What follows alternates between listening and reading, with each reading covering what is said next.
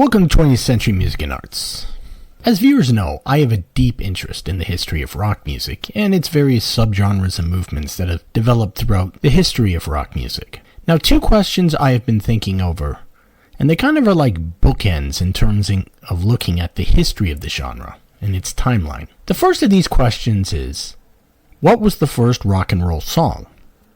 And now the second question is, what was the last major rock album that had any real cultural significance? In this episode, I'm going to try and answer that first question.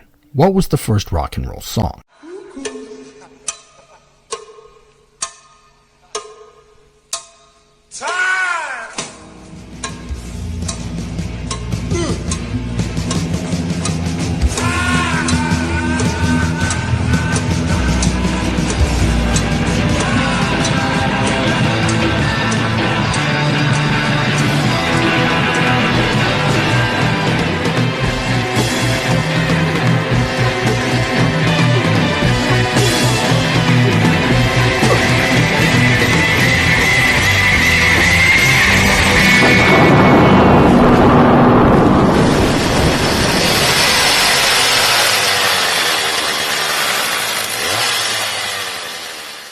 When looking at any history, we of course need to go back to the beginning.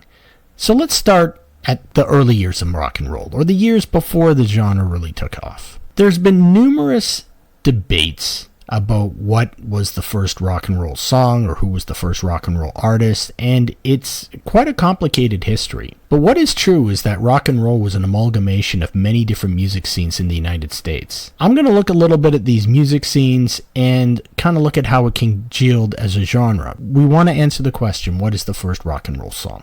Rock and roll has its roots in several genres of Black American music, such as blues, boogie-woogie, gospel, jazz, jump blues, and a genre known as rhythm and blues. But also there's an influence from white American genres such as country and the sort of adjacent country swing. In fact, when Fats Domino commented on the emergence of the term rock and roll in the 50s, he stated it was not a new genre, it was simply rhythm and blues, a kind of music he'd been playing since the early 40s. Now, even the term rock and roll has been used since the 1800s and was meant to describe a boat being rocked by waves in the ocean, and has been used to describe both spiritual ecstasy as well as the sex act. This topic is absolutely massive in scale, and I could not cover all the artists and subgenres that led to the birth of rock and roll. But what I'm going to do is highlight a number of precursors to rock and roll. I'm going to look at several songs that are important in the development of rock and roll, and I want to determine what the first true rock and roll song was. Let's first touch on sort of the various genres that lay the foundation for rock and roll. The first style is, of course, blues. Now, the roots of blues music go back to Black American communities in deep southern states of places like Mississippi and Alabama. The guitar was one of the instruments the style was played on. And, of course, that's one of the main aspects of rock and roll is the guitar. And the foundation of blues is this 12-bar blues that's played, and that of course would be a foundation of rock and roll as well. Later, when African Americans migrated to cities like Chicago, the style would electrify and the electric guitar replaced the acoustic guitar. So what I'm going to look for in the first rock and roll song is a sound that's heavily reliant, or at least forward in the mix, being the electric guitar. Now, there's genres such as boogie-woogie. It's played on pianos, it's got a distinct rhythm. Then, of course, you have other genres like jazz and swing music. That upbeat tempo really has an influence on rock and roll. Now, much of the basis of rock and roll was found in the upbeat tempo of the genres of jump blues and what's called rhythm and blues, which is actually quite different from the genre we think of today. And, of course, Fats Domino, he stated that he played a kind of rhythm and blues, even though he got to be called rock and roll and was part of the rock and roll movement in the mid-50s. But the genre is also influenced again by things like country and western, and something called country swing, which takes elements from jazz music and incorporates it in country, and some of those country rhythms do show up in early rock and roll songs as well. So what I'm looking for is something that's a song that's got the bass of blues, it's got the upbeat tempo of boogie woogie, things like rhythm and blues in there, but there's got to be a strong guitar element. So we need to find a song that has all these elements I'm going to start right after World War II, at about 1946, and we'll go right to the early 50s, maybe 50, 51, and just take a look at these, and then I'm going to make a decision about which one I think is the first rock and roll song. Now, the first song we're going to look at is That's All Right by Arthur Crudup. This is from 1946. Well, now that's all right, now, mama. That's all right for you. That's all right, now, mama. Any way you do, but that's all right. This is a great track. It's got a strong guitar element to it, but it's not quite the rock and roll rhythm. This is very much based in blues. Now, of course, this would be the basis for Elvis's first hit, That's All Right Mama, in the mid-50s. But Arthur Crudup, definitely a strong precursor, but I put this more in the blues genre. Now, let's go with a country and western song. This is called Move It Over by Hank Williams. That would be Hank Williams Sr., the original Hank Williams. And let's see if this fits the rock and roll genre. Came in last night at 10:30. That baby of mine wouldn't let me in, so move it on over. Move it on over. Move it on over. Move it on over. Again, great stuff here. Real prime country, great upbeat. This is very much country and western music, though. There's a fantastic cover of this song by George Thorogood, but we're not quite at rock and roll yet. Next, we have Good Rockin' Tonight, so we've got rocking in the title, and we're going to go from the version by Roy Brown in 1947. Let's see if we got some rock and roll here. Well, I heard the news, there's good rockin' tonight. Well, I'm gonna hold my baby tight as I can. Tonight she'll know I'm a mighty, mighty man. I heard the news, there's good rockin' tonight. Fantastic stuff here. I'd still say we're still in the jump blues, rhythm and blues genre. Definitely got some rhythms that would be influential in rock and roll, but it's very horn driven, not really got a lot of guitar in there, but again, fantastic stuff. Now the next song is actually called Rock and Roll, so maybe this will be the first rock and roll song. And this song is, of course, by Wild Bill Moore, and it's recorded in 1948, released in 1949. Now, let's see if this has the elements of rock and roll, like the title suggests. I want to rock and roll. Yes, yeah. I want to roll and rock. Yes, yeah. I want to rock and roll. Yes, yeah. I want to roll and rock. Again, fantastic music. We're still in the R&B genre, though, very, very horn-driven. But again, great stuff, and obviously very influential, the name alone. Next, we have Boogie Chillin' by the great John Lee Hooker, another one that's recorded in 1948 and released in 1949. Of course, John Lee Hooker's very famous blues musician. But let's see if this is rock and roll yet. Yeah, my mama, she didn't allow me. She had to stay out all night long. Oh, Lord. Another amazing track. This one I'm going to put into the blues genre. It's, of course, John Lee Hooker playing solo on a guitar, and I imagine that this guitar sound influenced so many musicians that would go on to form rock and roll and later rock bands, but I'm still thinking this is still blues. The next one we're going to look at is Rock a While by Gory Carter. This track was recorded in April 1949. Okay, let's see how this one plays up in terms of being a rock and roll song.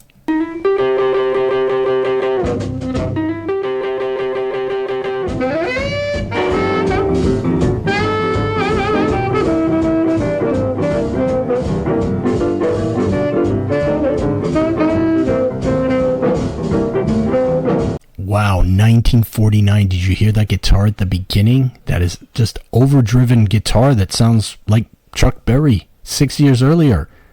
There's a strong emphasis on the guitar. Yes, this is still rhythm and blues, but this might be the first merger of the rock and roll sound, the first creation of the rock and roll sound. You know what? This one's getting my vote, but let's listen to the rest. Next on our list is going to be Rock This Joint by Jimmy Preston, not Billy Preston. That is from, also from 1949. It's actually a month after Rock a While by Gory Carter. We're gonna rock, rock this joint. We're gonna rock, rock this joint. We're gonna rock, rock this joint. We're gonna rock, rock this joint. The energy of rock and roll is definitely there. It is more horn driven, but I don't know how much different is this from Bill Haley and the Comets, who did cover this band's songs. Yeah, maybe not quite, not like the Gory Carter, but still fantastic stuff. Next on our list is Saturday Night Fish Fry by Louis Jordan and his Timpani 5. This one was recorded in August 1949. Let's take a listen. Now if you ever been down to New Orleans, then you can understand just what I mean. Now all through the week it's quiet as a mouse, but on Saturday night they go from house to house. Absolutely awesome. I still gotta call this one rhythm and blues. Definitely got some guitar there that might verge on rock and roll, but I don't think it's quite there yet. Next one is gonna be The Fat Man by Fats Domino. They call me the Fat Man, 'cause I went to 100 pounds. All the girls, they love me, 'cause I know my way around. Wow. Awesome stuff. This is hard. This was a guy who was associated with the rock and roll genre. I would still call this rhythm and blues, but again, you can see the changes that start to happen. And arguably, maybe early rock and roll is rhythm and blues. I don't know. Let's go to the next track. The next one is the awesome Boogie in the Park by Joe Hill Lewis. And that's been recorded in July 1950, and it was released the next month. Now, it was on Sam Phillips' label. Now, this is quite interesting because it's a one-man band, and it's got loud, overdriven, distorted guitar. And he's also playing drums, and he's playing harmonica and singing. I'm really curious to hear this. Boogie in the park, boogie in the park, boogie in the park, wanna boogie till the sun come out. Wow, is that rock and roll, or is that some kind of post-punk, lo-fi, heavy blues rock? I don't know, but whatever it is, it's absolutely awesome. I mean, that is a truly unique sound. You would hear those bands in the 90s, the lo-fi bands, try to recreate that kind of sound. That's the original deal. Awesome. Let's go to the next track. Now, the next one, we're back to the country genre again. We're going to look at Hot Rod Race by Archie Shibley and his Mountain Dew Boys. Now, apparently this is recorded in 1950 also. Some say this is actually maybe an example of rockabilly. Is it rock and roll? Well, let's take a listen.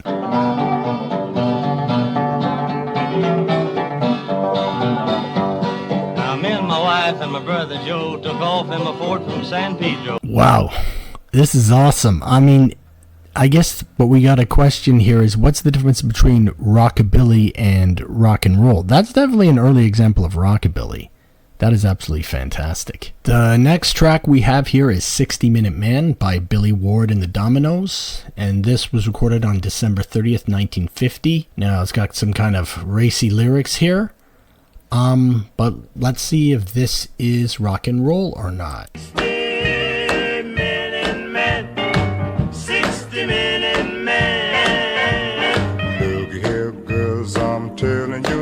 They call me love and dad. Wow, again, incredible stuff.